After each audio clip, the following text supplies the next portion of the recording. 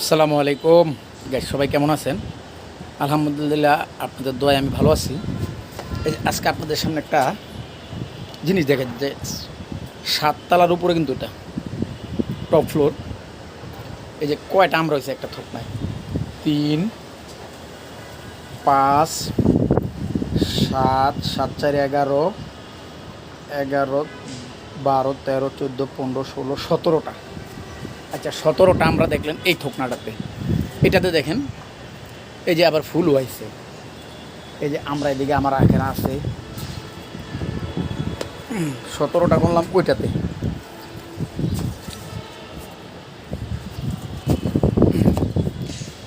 এটা দেখুন আজকে কয়টা আছে দেখেন, আপনার একটু খেয়াল করেন। 4, 5, 6, 8, 8, 8, 8, 4, 12, 13, 19টা যদি একটা থোকাটা আমরা হয়, আর এটা কত উপরে আমি দেখি।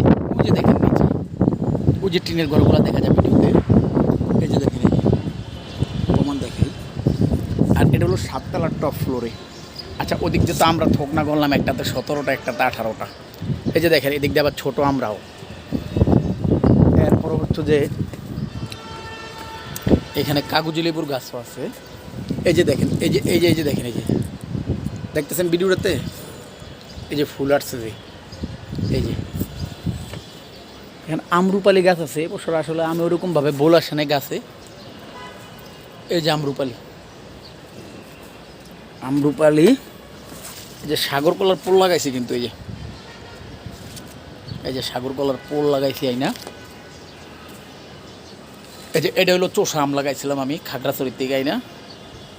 তো যদিও বাড়ির মালিক আমি না, আমি এখানে গাড়ি চালাইতাম আজ থেকে 3.5 বছর আগে। তো এখানে আমি চাকরি ছেড়ে চলে গেছি, এখন আমি রেন্টে গাড়ি চালাই। আপনারা অনেকেই জানেন, আমার সাথে যারা যুক্ত আছেন বা আমার ফলোয়ার আছেন, বন্ধুবান্ধব আছেন, সবাই আমার ভিডিও দেখেন, সাপোর্ট করেন। ইনশাল্লাহ দোয়া করি এভাবেই সাপোর্ট করবেন। আমার একটা ইউটিউব চ্যানেল আছে, আমি পেজটা আমার ফেসবুকে দিয়ে দিছি, ফেসবুক পেজে এমডি ফারিয়ান ব্লগ। তো আপনারা একটু আমার ইউটিউব চ্যানেলটার দিকেও খেয়াল রাখেন। আপনাদের ভালোবাসায় কিন্তু আমি সাহস পাই কাজ করার জন্য। ভাই, আমি মূর্খ মানুষ, ওরকমভাবে কাজ করতে পারি না বা বুঝিও না। তারপরেও যতটুকুন পারি যুগের সাথে তাল মিলিয়ে চলার চেষ্টা করি। ইনশাল্লাহ দোয়া করবেন আমার জন্য।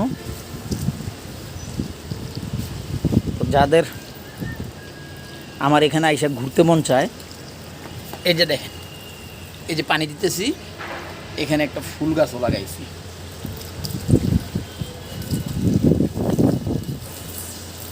মানে এই যে আজোয়া খেজুরের পোল কিনে এনে লাগাইছিলাম চারা গাজীপুর থেকে। জামরুল গাছ আছে, এই যে লিচু, পেঁপে গাছ।